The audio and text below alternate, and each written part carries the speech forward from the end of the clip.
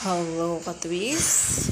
Ito ang ating mga finished product, ang sinigang na ulo ng maya-maya at ang ating pritong maya-maya at ito rin ang ating ginisang maya-maya.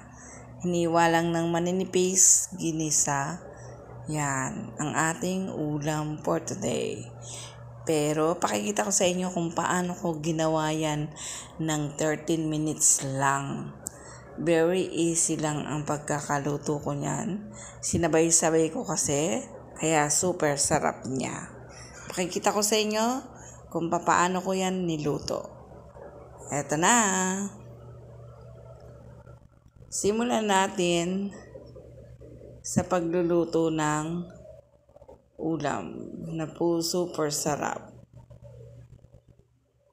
Eto. Hugasan muna natin ang saksakan ng laking maya-maya, 3 dangkal siya. Ayan o, dinangkal ko pa. Napakalaki niya at napakataba, super sarap. Kasi yung mister ko mahilig sa maya-maya. At napakasarap niyan, alam mo ba sa banyo ko pa nilinis kasi mahirap linisin niya kung sa lababo. So, saka ng laki, tumitimba ko. Ba, napakalaking isda, ano ba yan? Alam mo yung iba, i-slicing ko niyan, itatago ko lang para siguro sunod na araw naman. Pero puro isda ako ngayon. Yung sinabawan ko yung isda, pakikita ko sa inyo kung paano ko yung ginawa. Ayan, in-slice ko, ganyan. Yan namang malaking yan, biniyak ko lang yan, yun yung pinrito ko yung kabiyak. Tapos yung kabiyak, in-slice ko ng pino at yun ang aking ginisa. Yung ulo naman, yung kabiyak lang, yun ang aking sigang. Itinabi ko yung iba para sunod na araw naman kasi napakadami niya. O, di ba?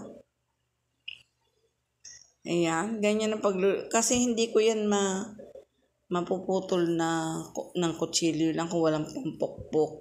Kasi alam nyo, matigas ang buto niyan. Tapos bibiyakin ko pa yung ulo, bibiyakin ko yung katawan. O, di ba? Yung laman, ayan, ganyan ang ginawa ko. Pag separate ko lang yung laman. Di ba? Ganyan lang ang paglilinis ng isda. Kailangan maingat at malinis ang paglilinis niyan, di ba? Hindi basta-basta ang maglinis ng isda.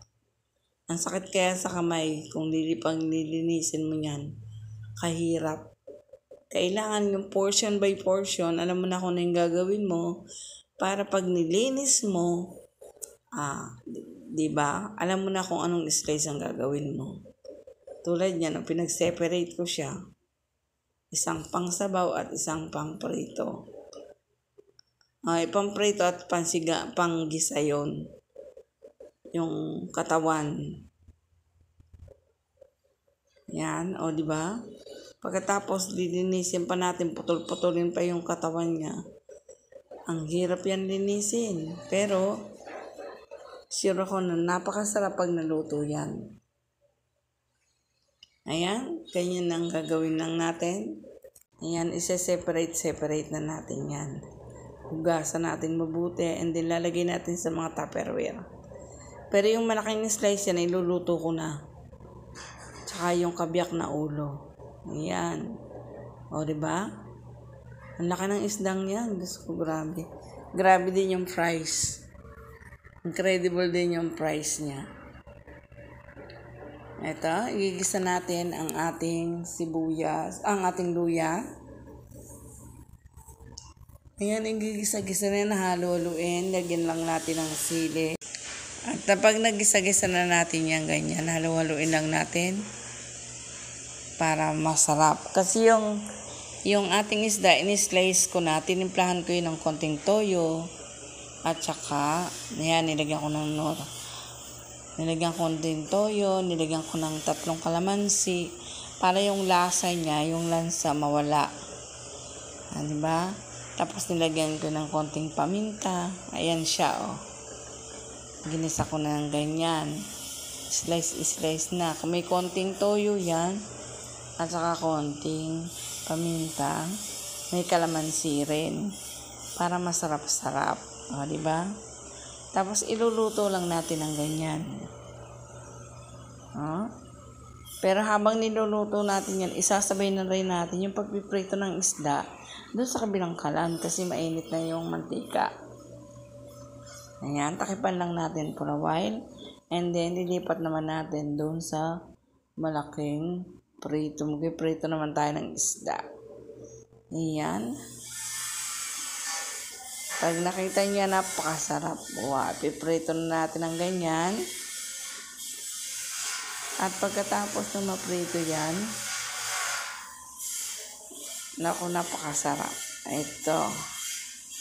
Ayan, yung salt natin na maya-maya ay lalagyan na natin ng dahon ng sibuyas para mas mabango. Kasi pag may nakalagay na gano'n, kasi luto na siya ilalagay naman natin yung dahon ng sibuyas para mas mabango yung ating niluluto. Yan, luto na siya. Madaling maluto ang isda kaysa sa karne. Yan. Ganyan na ang pagluto yan. Yun nga lang, pag niluluto yan, kailangan maraming luya. Kasi pag walang luya, malansa yan. Ayan, ilalagay natin ang dahon ng sibuyas. Kinat na natin siya at para masarap. Ayan. Hindi ba? Kahit konti lang yang pagluto-luto ng ganyan, matitikman mong napakasarap niya kasi sariwang-sariwa naman yung isda. Sariwa at malaki. O, di ba? Mahal ang isda kasi ngayon, kaya yung pinakamalaki na ang kinuha. Kasi kung maliliit, ganun din naman. Mahal, pero hindi mo naman malasahan yung sarap, di ba? Marami kang magagawa kung malaki ang isda. Yan, ang gisa na natin. I-cover lang natin ng ganyan. At titingnan naman natin yung ating isda na prito. Ayan, ang gagawin natin. Ayan, pakita lang natin yung pagpiprito ng ating fish. Babaligtarin natin yan kasi napakalaki. Ayan, igaganyan lang natin siya. Ayan, diba? Napakalaki niya. Diba? Malapad pa sa kamay ko. Wow, masarap talaga. Nilalagyan ko ng cover kasi yung amoy niya, masyadong amoy na amoy sa loob ng bahay. Ayan, luto ng ating fish. Ayan, di ba? Hinalo-halo lang ng ganyan. At pagkatapos luto na siya. Di ba? Ganun lang ang pagluluto ng ating isda. Very easy. At pagkatapos ang isusunod natin dyan, pag naluto na yan, ay ang ating soup.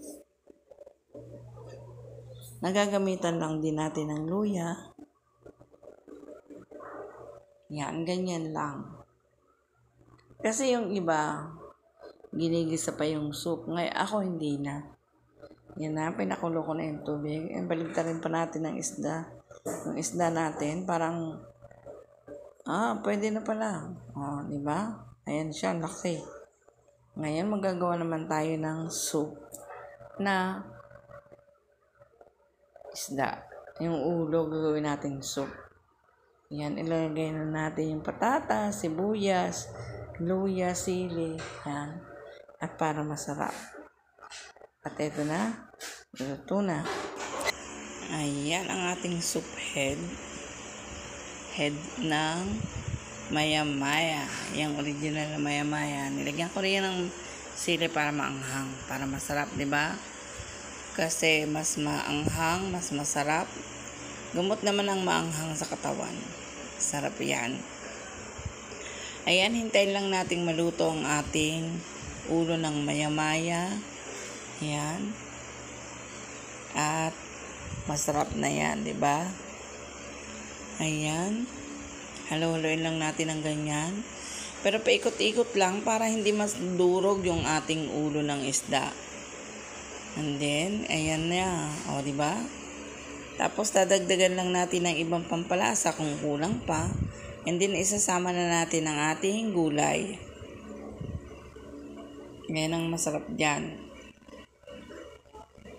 Kulo lang ng kulo. Maganda kasi yung lutong-luto yan.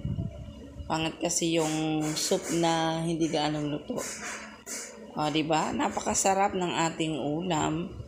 Yun nga lang, puro isda sa iba-ibang potahe. Ayan, nilagyan na natin ng repolyo para at least yung nilaga nating isda mas masarap. Kasi may gulay, mas masarap.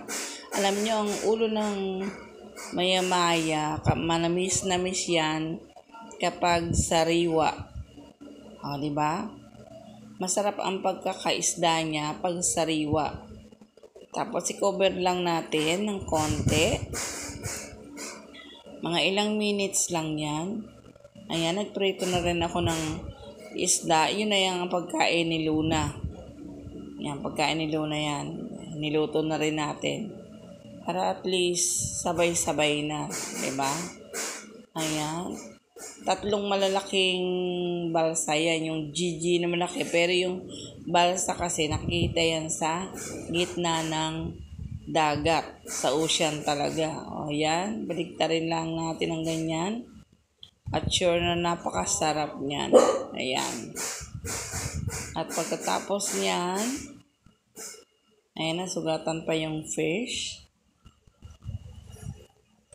Super sarap ng ating ulam.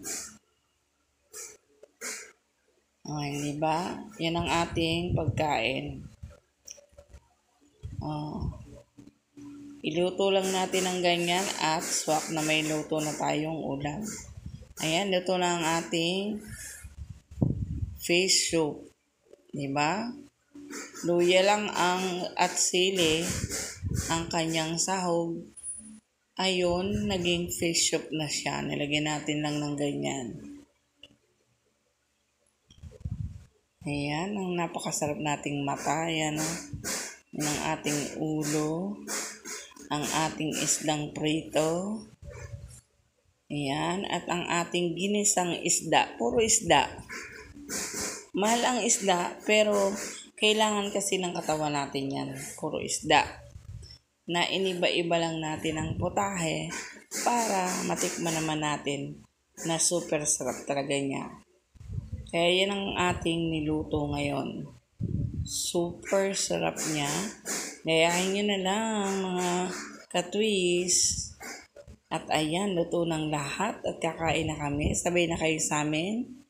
Thank you for watching. At ayan. Thank you sa inyong lahat, sa inyong panonood. Thank you so much.